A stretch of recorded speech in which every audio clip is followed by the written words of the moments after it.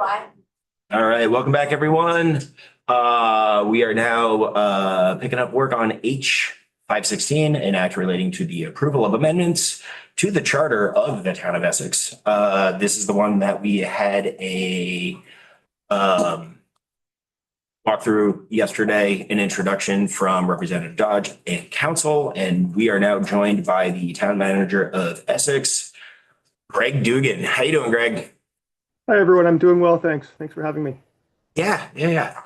So, yeah, we just took a look at this for the first time yesterday, as I presume you're aware. And so we were just hoping to spend a little time with you this morning, kind of just running through it, and just getting perspective from the municipality's standpoint on the changes. And then probably a little Q&A with the table. Sure. So, yeah, feel free. We'll just kind of go, like not in depth section by section, but take a look at it and see. Sorry, my computer shut down on me. If we have questions. So this has got several moving parts to it. So if you could for us just maybe go bucket by bucket, give us like a little like how we got here and the perspective of you and the select board and the residents on the changes. Sure. So back in 2022, the town select board formed a charter review committee. We'd heard from some residents that they wanted to take a look at the charter, had some items they would like to add to that or adjust on the charter. So the charter review committee met, proposed a number of changes to the select board. Based on the timing, we felt like we had time before town meeting to put forth, I think it was 5 significant changes back on the 2023 town meeting. There were still a bunch of other changes that the charter review committee and the select board wanted to get to and present to voters. So they went through that process last year for the most part in the summer and decided on with the select board a handful of other changes to bring back to voters in this past town meeting 2025. So I guess I would characterize them as mostly kind of small-ish cleanup changes. Some were even just straight, we called them de minimis. Some were kind of more catching up adjustments to some of the moderator sections and stuff like that when Essex moved to having all votes by Australian ballot a few years ago. So some catch-up changes to that. Some of it was some fairly, again, in my characterization, fairly minor changes to who the manager appoints versus whom the select board appoints as far as positions. So a few things like that. I've got my Q&As here that we provided to our voters. So talking about a clearer description of the town moderator. Again, that's now that we have Australian ballot, we don't have a formal town meeting with 4 votes, but we do have the informational hearing. So we kept the moderator position, but it's more of overseeing the meeting versus something that is required by for a 4-vote town meeting. We also amended the charter for timing of the approval of the select board minutes. The charter as it's written right now requires that select board minutes be approved at the next meeting. We found that that's just not practical in a lot of cases. If we have a special meeting, say early in a week, and then we have another follow-up meeting, whether it's the next day or on the weekend, or a weekend meeting followed by a regular meeting. There's just not time to turn around and post minutes, get them included in the packet, have them reviewed within a day or 2 or 3. So we were finding ourselves in violation of our own charter occasionally, which is not something we wanted to be in. Let's see.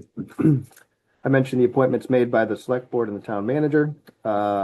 There's another amendment to require a mailed notice to residents about the availability of the annual report.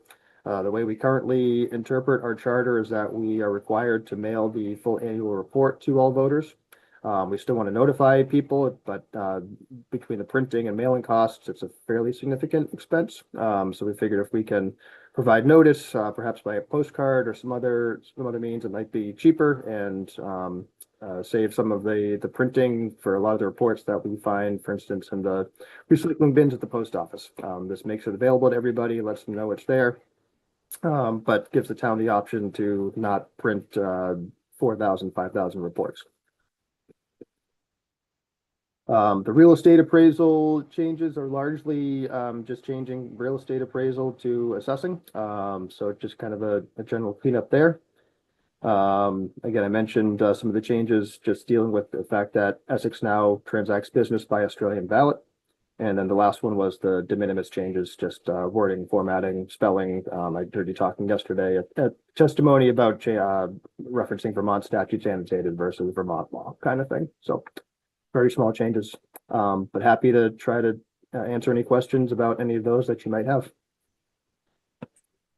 I appreciate the run through. I mean, we didn't really have any notable flags yesterday. We just wanted to hear from you folks on the perspective. Maybe again, this is a question for the table. Am I making something up in my mind? Did Tucker bring up something about cemetery commission? Oh, Or coffin? I had a question because Tucker had brought up something about this where the grand juror is struck out for the town manager appointing, and then Page? on page 9 Thank you. in 402, and then further down, appointment and removal. Hold on, there was another further down where positions were struck out, which was like weigher of coal and 11 and 12, 13 on page 9. Yes, that's where we had the Ware poll conversation. And were those positions being removed completely from the town? Or is it just as needed? I would Because say it it's, was- yeah, if I may, it Please. was more of an as needed thing. We don't have those positions currently, so felt sort of silly to us to keep them in the charter. I did hear Tucker's testimony yesterday that if those positions are still in statute, we still have the option to appoint them. And just a point of clarification on the officials appointed by the manager, it references in there that the town manager shall appoint with the approval of the select board. So there's still select board appointments. It's just that the manager is making that recommendation to the select board versus the select board making their own appointments for, say, our planning commission or other boards and committees versus the manager making appointments of staff completely under the manager's discretion. So fire chief was added there. We heard from some residents that they wanted some additional oversight from the select board when a fire chief is appointed. And yeah, as far as the fire warden, fence viewers, inspector of lumber and shingles, I couldn't tell you the last time we've had those positions. So the idea was to strike them out to make it clear that they're not really being used in Essex. Okay.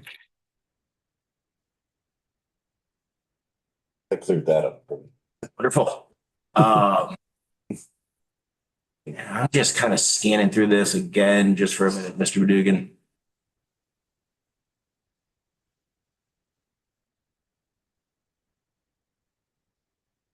Yeah,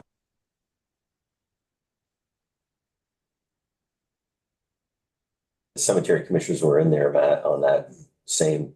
yeah. That DL was looking at, that you were Yeah. talking about that. I don't know if that's what you were. It was in that portion, and I think I just might be like conflating two different conversations yesterday into I one. believe one of our select board members reached out and passed on that he felt like the cemetery commissioners should still remain under the manager appointment, then approved by the select board because they have access to a budget, the cemetery reserve fund, thinking that the manager might have a little bit more oversight over them with the process versus having the select board entirely appoint these cemetery commissioners.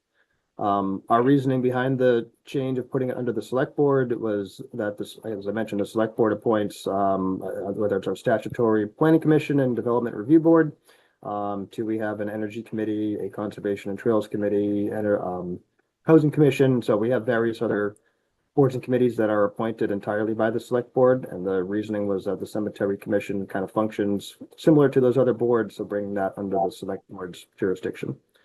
Okay, so it would mirror you're just mirroring the practice. Correct. Now, if something in statute says that, managers have more oversight over cemetery commissioners, we'll respect that, but our logic and reasoning was that it's just mirroring the other appointments of boards and committees. That's a question for Tucker when we get there to that portion. Okay. I don't have any more questions for you, sir. I figured this would be a brief chat with this document with you. And I appreciate you responding to our request for the conversation quickly. So, all right, Kane, last call for questions, because I think I got a little one for Tucker, but that is a very quick conversation. Pretty straightforward. Cool. All right, well, that being the case, thank you so much for your time, sir. We'll be in touch if we have any other questions for you.